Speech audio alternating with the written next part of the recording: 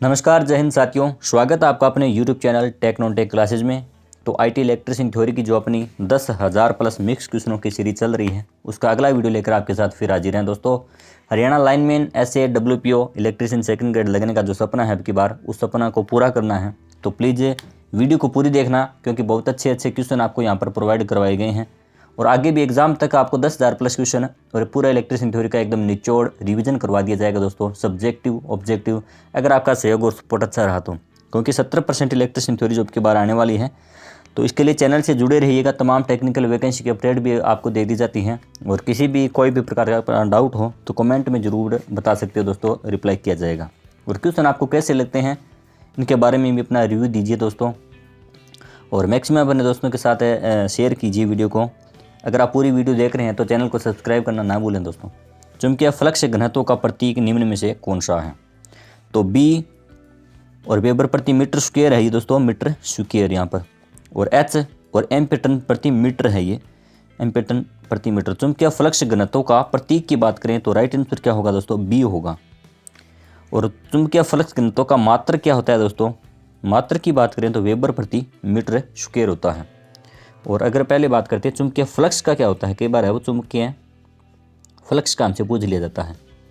तो चुंबकीय फ्लक्स का प्रतीक क्या होता है दोस्तों? फाई होता है। चुंबकीय फ्लक्स का प्रतीक होता है फाई। और मात्र की बात करें यानी चुंबकीय फ्लक्स का मात्र क्या होता है? वेबर। और चुंबकीय फ्लक्स घनत्व का प्रतीक बी होता है और मात्र क्या होता है? वेबर प्रति मीटर स्क्वायर। अब बात करते हैं अपने दूसरे ऑप्शन पर। तो यहाँ पर एक दिया गया एच और एक है एम्पीटन प्रति मीटर। तो एच किसका है दोस्तों? चुंबकन बल का प्रतीक है। चुंबकन बल का प्रतीक है एच। और एम्पीटन प्रति मीटर क्या होता है? चुंबकन बल का क्या है? मात्रक है दोस्तों। मात्रक क्या है? एम्पीटन प्रति मीटर, और एच है प्रतीक। और इसका दूसरा नाम कई बार बोल दिया जाता है, लिख दिया जाता है एग्जाम में, चुंबकीय क्षेत्र सामर्थ्य। चुंबकीय क्षेत्र सामर्थ्य भी चुंबकन बल को कई बार है वो रिप्रेजेंट कर दिया जाता है। और एम्पीटन प्रति मीटर इसका मात्रक होता है दोस्तों। अगला अपना क्वेश्चन है कि ऐसी परिपथों में जब इंडक्टिव रिएक्टेंस का मान कैपेसिटिव रिएक्टेंस से अधिक हो तो पावर फैक्टर है वो क्या होता है? तो यहाँ पर पूछा गया है एसी परिपथों के बारे में दोस्तों। अगर डीसी परिपथों की बात करें तो डीसी परिपथों में जिस प्रकार प्रतिरोध आर होता है, रेजिस्टेंस, उसी प्रकार एसी परिपथों में क्या होता है? रिएक्टेंस होता है। और यहाँ पर बात की, ये दो प्रकार के रिएक्टेंस होते हैं एसी परिपथ में, एक तो है इंडक्टिव, एक होता है कैपेसिटिव। तो इंडक्टिव रिएक्टेंस का प्रतीक होता है XL, डिनोटिफाई करते हैं XL से, और कैपेसिटिव रिएक्टेंस को XC से। तो क्वेश्चन हमसे पूछा है कि इंडक्टिव रिएक्टेंस का मान यानी XL ग्रेटर देन XC, यानी XC कम है और XL ज़्यादा है, तो पावर फैक्टर क्या होगा? इस परिपथ के पावर फैक्टर की प्रकृति क्या होती है? पावर फैक्टर का मान कई बार परीक्षा में पूछा जाता है, कितना होता है दोस्तों? 0 से लेकर 1 तक, यानी न्यूनतम 0 और अधिकतम 1 के बीच ही होता है पावर फैक्टर। और आप कमेंट में ज़रूर बताइएगा कि लीडिंग अच्छा होता है या लेगिंग पावर फैक्टर, यानी 0 से 1 के बीच में तो बता दिया, अब कमेंट में ज़रूर बताना दोस्तों। और अच्छे क्वेश्चन आपको एक से बढ़कर एक अच्छे लेवल के क्वेश्चन प्रोवाइड करवाएंगे दोस्तों। बस आपका सहयोग और सपोर्ट चाहिए। हरियाणा लाइनमैन और ऐसे की दो साथी तैयारी कर रहे हैं, चैनल से जुड़ जाइएगा, तमाम अपडेट आपको दे दी जाएगी। और एग्ज़ाम के समय जीके का पोर्शन है, कंप्यूटर का है, वो भी आपको प्रोवाइड करवा दिया जाएगा। यानी एग्ज़ाम में जो नोटिफिकेशन आने से पहले हमें अपनी इलेक्ट्रिशियन थ्योरी को मजबूत करना है, क्योंकि 70% इलेक्ट्रिशियन थ्योरी की बार आने वाली है। तो 70% इलेक्ट्रिशियन थ्योरी एक तरफा काम होता है दोस्तों। आपको अपनी इलेक्ट्रिशियन थ्योरी मजबूत तैयार करनी है, तो इसके लिए इस चैनल से जुड़ जाइएगा। तो ऐसी परिपथों में यहाँ पर बात करते हैं इंडक्टिव रिएक्टेंस का मान कैपेसिटिव रिएक्टेंस से अधिक हो तो पावर फैक्टर है वो कैसा होगा? लेगिंग प्रकृति का होगा। यानी इंडक्टिव रिएक्टेंस L, यानी इंडक्शन का प्रभाव यहाँ पर ज़्यादा है। और कैपेसिटिव का अगर अधिक होता है XC का, तो उसमें परिपथ क्या होता है? लीडिंग होता है दोस्तों। उसमें हमारा आंसर C होता है, लेकिन अब इसका राइट आंसर लेगिंग होगा। और बात करते हैं इकाई पावर फैक्टर। इकाई पावर फैक्टर कब होता है दोस्तों? शुद्ध प्रतिरोधी परिपथ होना, रेजिस्टिव सर्किट, शुद्ध प्रतिरोधी परिपथ की अवस्था में हमारा पावर फैक्टर का मान होता है इकाई। और अगला अपना क्वेश्चन है, स्टार संयोजन में न्यूट्रल बिंदु को स्थिर रखने के लिए किस वाइंडिंग का प्रयोग किया जाता है? तो स्कॉट वाइंडिंग या टर्शियरी वाइंडिंग या इंटरस्टार वाइंडिंग, यानी स्टार इंटरस्टार, और एक होती है डेल्टा। तो यहाँ पर एक डेल्टा दिया गया है। तो राइट आंसर क्या रहेगा दोस्तों? स्टार संयोजन है ट्रांसफार्मर के संदर्भ में क्वेश्चन पूछा गया दोस्तों। जब हमें दो स्टार संयोजित वाइंडिंग होती है, स्टार संयोजित दो वाइंडिंग होती है दोस्तों, इनके बीच में यानी डायग्राम हमें बनाए तो इस प्रकार एक स्टार संयोजित वाइंडिंग होती है दोस्तों, उसके बीच में हमारा क्या है, डेल्टा संयोजित एक वाइंडिंग है वो स्थापित कर दी जाती है।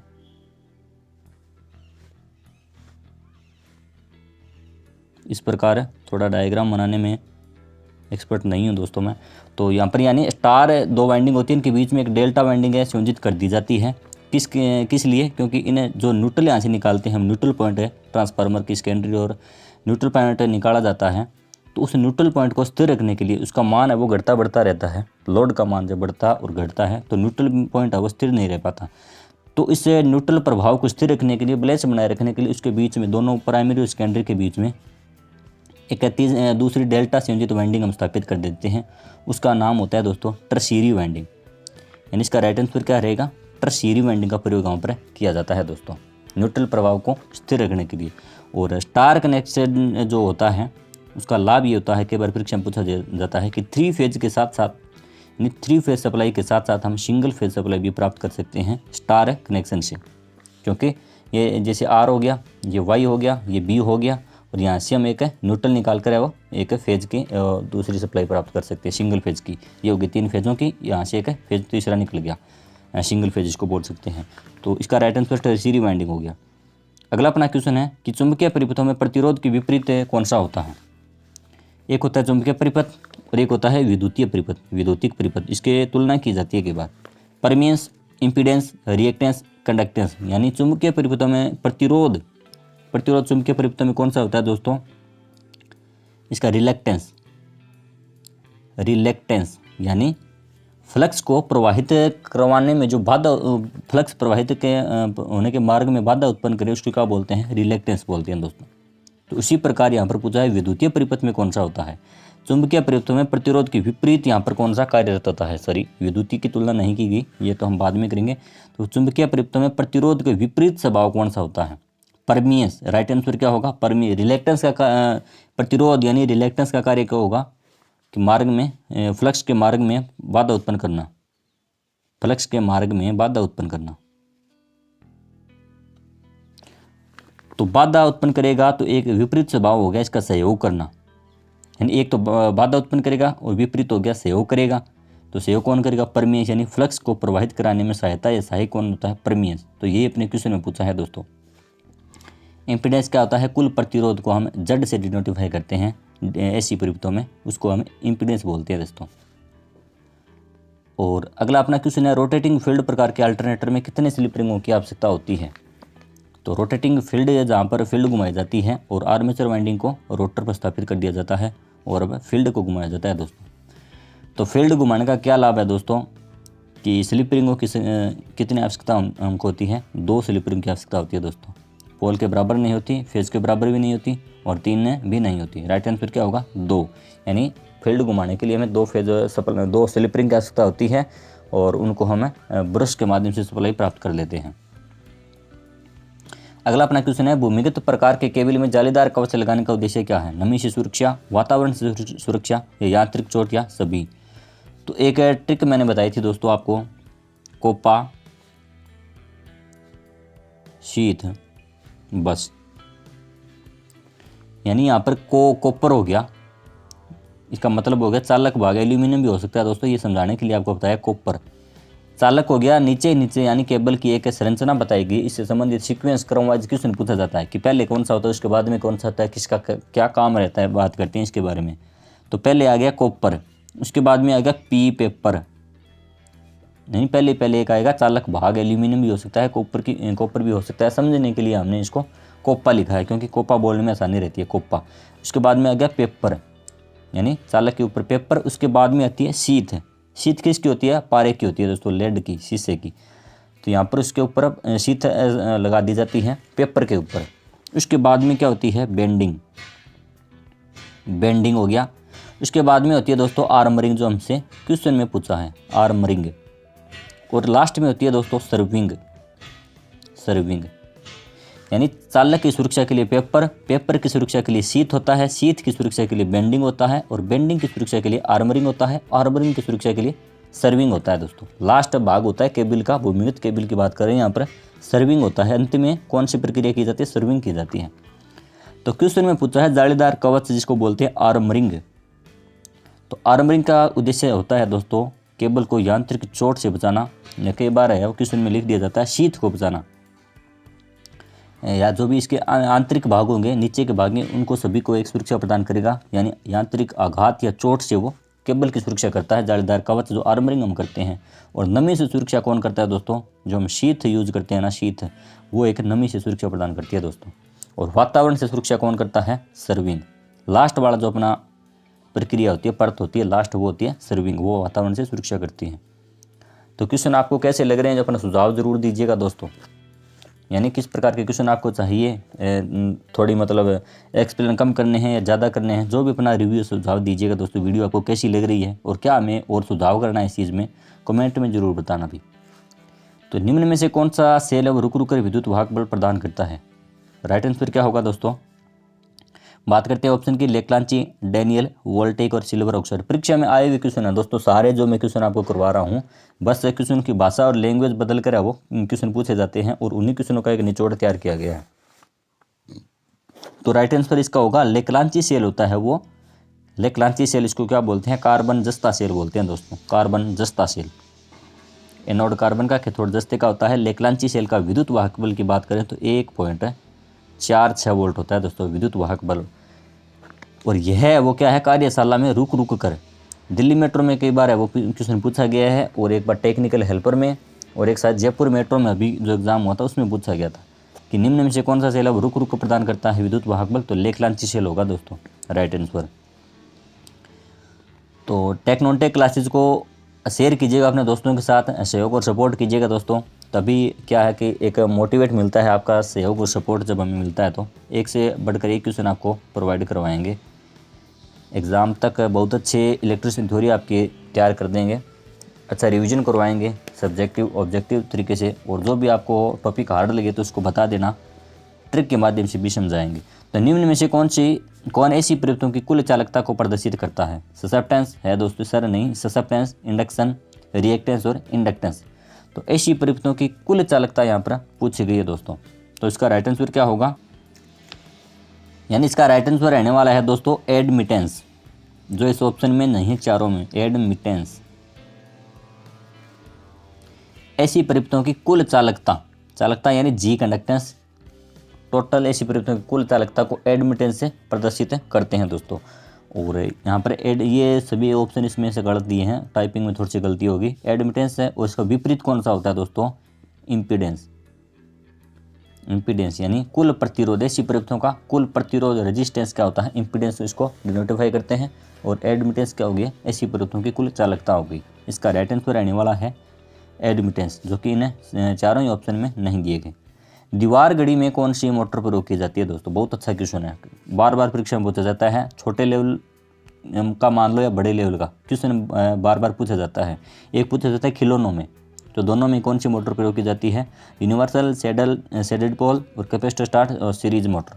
तो दीवार घड़ी हो या एक बार खिलौना, कई बार पूछ लिया जाता है खिलौनों में, तो खिलौनों में भी कौन सी होती है? शेडेड पोल मोटर दोनों में प्रयोग की जाती है दोस्तों। कम क्षमता की मोटर होती है, इसकी दक्षता होती है 5 से लेकर 35 या कई बार 30% दक्षता होती है। दक्षता का क्वेश्चन परीक्षा में आता है कि शेडेड पोल मोटर की दक्षता कितनी होती है? तो 5 से 35 आएगा यहाँ पर, 5 से 35%। और सीरीज मोटर आपको पता है किस में काम में लेते हैं? हमें घरेलू मिक्सर है, ग्राइंडर और ट्रैक्शन है, खिंचाव कार्यों के लिए यहाँ पर सीरीज मोटर का प्रयोग करते हैं। और यूनिवर्सल मोटर यानी एक जो मिक्सर ग्राइंडर में काम लेते हैं, यूनिवर्सल मोटर। और कैपेसिटर स्टार्ट मोटर किस में काम में लेते हैं दोस्तों? रेफ्रिजरेटर हो गए, उसमें काम में लेते हैं। ऐसी परिवर्तनों का वह गुण जो धारामान में हो रहे परिवर्तनों का विरोध करे। यानी इसका राइट आंसर क्या रहने वाला है दोस्तों? इंडक्टेंस, कैपेसिटेंस, ससेप्टेंस या रिएक्टेंस। तो ऐसी परिवर्तनों का वह गुण जो धारामान में हो रही परिवर्तनों का विरोध करे, तो इसका राइट आंसर रहेगा दोस्तों इंडक्टेंस। इंडक्टेंस, और ये हो गया धारामान में। अगर क्वेश्चन होता वोल्टेज मान में परिवर्तनों का विरोध, वोल्टेज मान में परिवर्तनों का विरोध करे, उसको क्या बोलते हैं? कैपेसिटेंस उसको बोलते हैं। अब हमारा राइट आंसर क्या होगा, इंडक्टेंस होगा दोस्तों। रिएक्टेंस हमने बात की थी, रिएक्टेंस क्या होता है, ऐसी परिवर्तनों का विरोध मतलब प्रतिरोध का ही एक रूप होता है रिएक्टेंस। वोल्टमीटर की सुग्राह्यता कितनी होती है? एक अच्छे वोल्टमीटर की सुग्राह्यता 100 किलो ओम प्रति वोल्ट, 1 मेगा ओम, या 20 किलो ओम प्रति वोल्ट, या 1 किलो ओम प्रति वोल्ट। तो राइट आंसर होगा सी ऑप्शन, 20 किलो ओम प्रति वोल्ट। वोल्टमीटर की सुग्राह्यता किलो ओम प्रति वोल्ट। कई बार क्वेश्चन है वो इतना से पूछ लिया जाता है कि वोल्टमीटर की सुग्राह्यता हम किस में मापते हैं, तो कई बार ओम प्रति वोल्ट लगा दिया जाता है, कई बार किलो ओम प्रति वोल्ट, कई बार अब एकदम फिक्स आंकड़ा दिया होता है मानकों के अनुसार, यानी तो अपने निमी की बुक है उसमें दिया हुआ है 20 किलो ओम प्रति वोल्ट। राइट आंसर इसका सी होगा। निम्न में से किस लैंप में स्ट्रेबोस्कोपिक प्रभाव पाया जाता है? तो बात करें इन ऑप्शन की तो कार्बन फिलामेंट लैंप, और एक fluorescent lamp, mercury organ lamp, mercury organ tungsten lamp. तो पहले राइट आंसर की बात करें तो दोस्तों इसका राइट आंसर होगा मरकरी ऑर्गन, यानी इसमें स्ट्रेबोस्कोपिक प्रभाव नहीं पाया जाता। स्ट्रेबोस्कोपिक प्रभाव कौन सा होता है इसमें, यानी इसमें इस लैंप के प्रकाश में जो घूमती हुई वस्तु है वो उल्टी घूमती प्रतीत होती है भाई, यानी जो अगर कोई घूमती हुई चीज़ है तो वो एक वास्तविक नहीं उल्टी दिशा में घूमती हुई प्रतीक होगी, और किसी भी चीज़ का रंग है वो वास्तविक रंग नहीं दिखाई देता, उसका एक पीला या सफ़ेद रंग है वो दिखाई देता है, चाहे लाल नीली पीली यदि जो भी चीज़ हो उसका रंग एक ही दिखाएगा, या तो पीला, हल्का पीला या सफ़ेद, वो होता है स्ट्रेबोस्कोपिक प्रभाव। इसको आप जानते भी होंगे। राइट आंसर इसका मरकरी ऑर्गन होगा। अगर बात करें कार्बन फिलामेंट लैंप की, तो कार्बन फिलामेंट लैंप होता है दोस्तों कार्यकारी तापमान के बारे में पूछा जाता है, इसके संबंध में कार्यकारी तापमान कितना होता है, तो 2000 डिग्री सेल्सियस इसका राइट आंसर होता है कार्बन फिलामेंट लैंप का। और इसकी दक्षता तो बिल्कुल कम ही होती है दोस्तों, और रंग की बात करें तो लाल और पीले रंग का मिश्रण होता है कार्बन फिलामेंट लैंप। और अब बात करें मरकरी ऑर्गन टंगस्टन लैंप की, और एक होता है यहाँ पर फ्लोरोसेंट ट्यूब की। तो फ्लोरोसेंट ट्यूब क्या होता है, कांच की एक नली होती है, कांच की नली, उसमें मैग्नीशियम टंगस्टन की एक परत चढ़ाई जाती है कांच की नली में आंतरिक सतह पर, और इस फ्लोरोसेंट ट्यूब का रंग है वो किस पर निर्भर करता है, उसमें भरे जाने वाली गैस पर निर्भर करता है दोस्तों।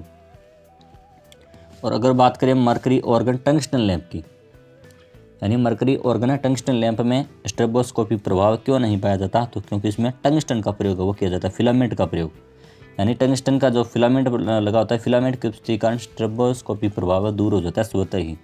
तो राइट आंसर क्या मरकरी ऑर्गन लैंप में पाया जाता है। सिंक्रोनस मोटर का स्टार्टिंग टॉर्क क्या होता है दोस्तों, तो बहुत उच्च या उच्च, कम या जीरो। तो सिंक्रोनस मोटर क्या है, इसका एक स्टार्टिंग टॉर्क होता है दोस्तों जीरो, यानी एक सेल्फ स्टार्ट मोटर नहीं है, ये सेल्फ स्टार्ट मोटर नहीं है दोस्तों। इसको स्टार्ट करने के लिए हमें दूसरी मोटर की आवश्यकता होती है, जिसको पोनी मोटर कई बार बोलते हैं, क्वेश्चन आया हुआ है परीक्षा में। तो सिंक्रोनस मोटर का स्टार्टिंग टॉर्क जीरो होता है। आकर्षण प्रकार के यंत्र में उत्पन्न होने वाला टॉर्क किसके समानुपाती होता है, धारा के, वोल्टेज के वर्ग के, या धारा के वर्ग के। तो आकर्षण प्रकार का और प्रत्याकर्षण प्रकार का मूविंग आयरन यंत्र होता है दोस्तों MI, उनकी यहाँ पर बात की है। तो आकर्षण प्रकार का जो होता है उसका टॉर्क है वो धारा के वर्ग के समानुपात में होता है। तो राइट आंसर होगा धारा के वर्ग के समानुपात में। एक होता है मूविंग कॉइल यंत्र MC, तो उसका टॉर्क होता है वो वोल्टेज के सीधे समानुपात में दोस्तों, वोल्टेज के समानुपात में होता है इसका। उस अवस्था में इसका राइट आंसर होता, तो यहाँ पर थोड़ी सी मिसप्रिंट होगी, राइट आंसर धारा के वर्ग के समानुपात में, यानी उस अवस्था में हमारा वोल्टेज के वर्ग के समानुपात में हो जाता है दोस्तों। निम्न में से किस वाइंडिंग का प्रतिरोध अधिक होता है, रनिंग का, स्टार्टिंग का, कंपनसेटिंग का, डैम्पर वाइंडिंग का। तो अगर बात करें इन दोनों की, तो स्टार्टिंग वाइंडिंग का प्रतिरोध वो अधिक होता है, क्योंकि यह पतले तार यानी कटाक्ष क्षेत्रफल इसका कम होता है। प्रतिरोध वाले टॉपिक में हमने बात की थी, पतले तार और अधिक लपेट वाली बनाई जाती है, अधिक लपेट यानी टर्न की संख्या अधिक होती है, पतले तार होते हैं, इस कारण क्या होता है प्रतिरोध इसका अधिक होता है। और रनिंग का क्या होता है, विपरीत होता है, मोटे तार होते हैं और कम लपेट होते हैं। कम का मतलब एक या दो ही लपेट होते हैं, इस कारण इसका प्रतिरोध क्या होता है कम होता है, और स्टार्टिंग का ज़्यादा होता है दोस्तों। कंपनसेटिंग वाइंडिंग विचुम्बकन प्रभाव को दूर करने के लिए प्रयोग की जाती है, और डैम्पर वाइंडिंग का प्रयोग है वो सेल्फ स्टार्ट मोटर को बनाने के लिए, सेल्फ स्टार्ट और एक और प्रभाव है उसको कम करने के लिए किया जाता है। सीरीज मोटर में फील्ड डाइवर्टर विधि का प्रयोग क्यों करते हैं? तो सीरीज मोटर में गति नियंत्रण की कुछ विधियाँ होती है दोस्तों, गति नियंत्रण की। जैसे एक हो गया फील्ड डाइवर्टर हो गया, एक होता है आर्मेचर डाइवर्टर हो गया, एक होता है जैसे फील्ड टैपिंग विधि हो गई, बहुत सी विधियाँ होती हैं, फील्ड टैपिंग हो गया, एक होता है सीरीज पैरेलल विधि होगी, यानी श्रेणी समांतर सीरीज पैरेलल। तो अलग अलग विधियाँ होती हैं, फील्ड टैपिंग हो गई। तो इनमें से फील्ड डाइवर्टर विधि का प्रयोग हम क्यों करते हैं? तो गति कम करने के लिए, गति बढ़ाने के लिए, टॉर्क सुधारने के लिए, या उपरोक्त में से कोई नहीं। तो फील्ड को जब हम छेड़ेंगे तो गति का क्या होगा दोस्तों? गति बढ़ाने के लिए इसका राइट आंसर होगा, यानी राइट आंसर इसका होगा गति बढ़ाने के लिए। और अगला अपना क्वेश्चन है दोस्तों, वह सुरक्षित साधन जो लोड करंट मान के 1.5 गुना करंट मान पर भी लगातार 3 घंटे में परिपथ को तोड़ देता है, क्या कहलाता है? सामान्य अधिक सुरक्षा साधन या सीमित अधिक सुरक्षा साधन, उपरोक्त सभी, या सर्किट ब्रेकर? थोड़ा सा क्वेश्चन स्क्रीन पर दिखाई नहीं दे रहा अभी, अब पूरा दिखाई देगा। तो जो लोड करंट के 1.5 गुना मान पर भी, यानी धारा के 1.5 गुना मान पर भी 4 घंटे में परिपथ को तोड़ देता है, तो कौन सा होता है? सीमित अधिक सुरक्षा साधन। फ्यूज का टॉपिक करवाया हुआ है, उसमें सारी बातें आपको क्लियर बताई हुई है दोस्तों। इसका दूसरा नाम होता है रुक्ष अतिरिक्त या क्लोज एक्सेस करंट प्रोटेक्शन, रुक्ष अतिरिक्त धारा संरक्षक, सीमित अधिक सुरक्षा साधन, तीनों एक ही चीज़ है दोस्तों। इसमें कौन से अपने फ्यूज आते हैं? HRC फ्यूज हो गया, जैसे एक हो गया जैसे कार्ट्रिज फ्यूज हो गया, एक हो गया जैसे सर्किट ब्रेकर, इस प्रकार के इसमें आते हैं। और कहने का मतलब क्या होता है कि निर्धारित धारा, यानी जब हमें फ्यूज की बात हो रही है दोस्तों, फ्यूज का टॉपिक है, जब फ्यूज में से निर्धारित धारा के 1.5 गुना से अधिक, जैसे थोड़ी सी धारा अधिक होगी निर्धारित धारा से, तो तुरंत वो परिपथ को तोड़ देता है, चालित हो जाता है, वो उसको अपना काम कर देता है। फ्यूज का क्या काम है? परिपथ को तोड़ना। और एक होता है सामान्य अधिक सुरक्षा साधन, यानी कोर्स एक्सेस करंट प्रोटेक्शन होता है, उसमें अपना आता है किटकैट फ्यूज। तो निर्धारित धारा के 1.5 गुना मान पर भी कुछ घंटे तक प्रचालित नहीं होता, परिपथ को तोड़ता नहीं है, उसमें अपना आता है किटकैट फ्यूज, रिवायरेबल फ्यूज जिसको बोलते हैं। एक ट्रांसफार्मर में वोल्टेज है वो किस आधार पर विभाजित होती है? वीडियो थोड़ी लंबी हो रही है दोस्तों। तो ट्रांसफार्मर में वोल्टेज है वो किस आधार पर विभाजित होती है? रेगुलेशन के आधार पर, रेशियो के आधार पर, फेज के आधार पर, या फ्रीक्वेंसी के आधार पर?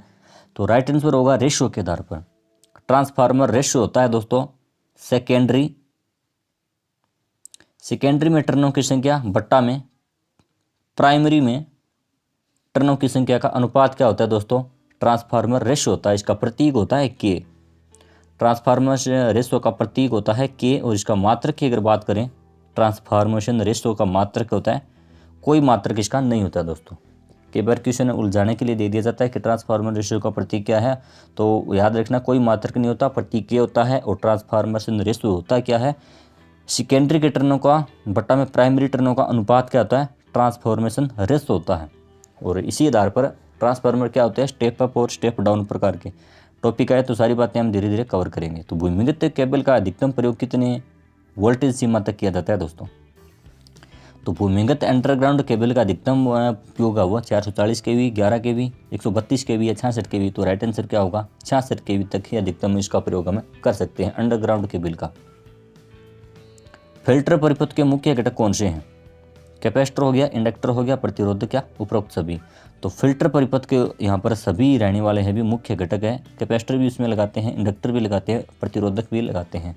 यानी फ्रीक्वेंसी होगी, धारा हो गई, पल्सेटिंग मान को कम करने के लिए हमें एक फिल्टर परिपथ तैयार करते हैं। और फिल्टर परिपथ में तीनों ही चीज़ यानी कैपेसिटर, इंडक्टर, प्रतिरोधक हम काम में लेते हैं। स्टे वायर इंसुलेटर कितने ऊंचाई पर लगाया जाता है? कई बार क्वेश्चन बताया हुआ अभी, ज़्यादा इसमें टाइम नहीं लगेगा, तो 3 मीटर ऊंचाई पर लगाया जाता है। निम्न में से किस विधि द्वारा एक मापक यंत्र में नियंत्रक बल लगाया जाता है दोस्तों? द्रव घर्षण, एडी करंट, गुरुत्वीय बल, वायु घर्षण। अगर बात करें कंट्रोलिंग बल की, तो एक तो है गुरुत्वीय बल जो इसका राइट आंसर रहने वाला है, एक होता है स्प्रिंग नियंत्रण या स्प्रिंग कंट्रोल। यानी नियंत्रण की दो ही विधियां काम में ली जाती है, स्प्रिंग की और गुरुत्वाकर्षण की। और द्रव घर्षण, एडी करंट और वायु घर्षण ये किसकी है दोस्तों? अवमंदक यानी डैम्पिंग की प्रणाली है, अवमंदक। यानी मापक यंत्रों में अवमंदक यानी डैम्पिंग टॉर्क को समाप्त करने के लिए हम एडी करंट, द्रव घर्षण, वायु घर्षण विधि का प्रयोग करते हैं। और कंट्रोलिंग बल के लिए हम स्प्रिंग नियंत्रण और गुरुत्वीय नियंत्रण विधि का प्रयोग करते हैं। राइट आंसर क्या होगा यहाँ पर दिया है ऑप्शन में, गुरुत्वीय नियंत्रण इसका होने वाला है। समान वोल्टेज वाले लैंपों में किसका प्रतिरोध अधिक होगा? यानी कुछ लैंपों की वाटेज दी गई है, हमसे पूछा गया कि दिए गए लैंपों में किसका प्रतिरोध सर्वाधिक होगा, 500 वाट का, 100 वाट का, 1000 वाट का या 10 वाट का। तो राइट आंसर रहने वाला है दोस्तों 10 वाट का, क्योंकि इसके शक्ति खपत है वो कम है। क्यों है? क्योंकि इसका प्रतिरोध ज़्यादा है। यानी 1000 वाट की तुलना में मैक्सिमम 1000 वाट और 100 वाट की तुलना में शक्ति खपत कौन करेगा? ये अधिक रहेगा, क्योंकि इसको मिलने वाली शक्ति का मान है वो अधिक है। अधिक किस कारण है? इसको अधिक धारा मिल रही है, प्रतिरोध मान इसका क्या है? कम है। तो यहाँ पर पूछा है प्रतिरोध अधिक किसका है? क्योंकि 10 वाट वाले का अधिक है, क्योंकि धारा कम मिल रही है, तो शक्ति खपत भी इसकी क्या है? कम है। तो राइट आंसर इसका क्या होगा? 10 वाट। प्रदीप्तीय दक्षता का मात्रक क्या है दोस्तों? प्रदीप्तीय दक्षता का मात्रक ल्यूमन प्रति वाट अपना पहला ही ऑप्शन रहने वाला है दोस्तों। प्रदीप्तीय दक्षता का मात्रक ल्यूमन प्रति वाट पहला ही ऑप्शन रहने वाला है। और अगर बात करते हैं अन्य ऑप्शन पर, ल्यूमन की इसका मात्रक होता है प्रदीप्ति तीव्रता का ल्यूमन मात्रक होता है दोस्तों।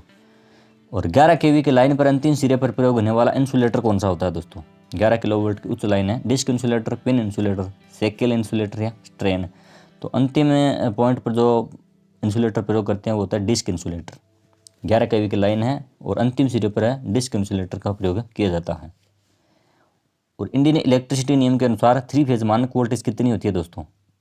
तो भारतीय विद्युत मानकों के अनुसार है 3 फेज मानक वोल्टेज का मान होता है 415 वोल्ट। ये होता है 3 फेज के लिए दोस्तों। सिंगल फेज का कितना होता है, सिंगल फेज का, वो आप लीजिए कमेंट में ज़रूर बताइएगा। और आज के लिए इतना ही, मिलते हैं नेक्स्ट वीडियो में। चैनल को सब्सक्राइब कर लीजिएगा, अपने दोस्तों के साथ शेयर कीजिएगा, जो भी अपना डाउट हो तो कमेंट कीजिएगा दोस्तों। लाइक करना ना भूलें वीडियो को। धन्यवाद, आपका दिन शुभ हो।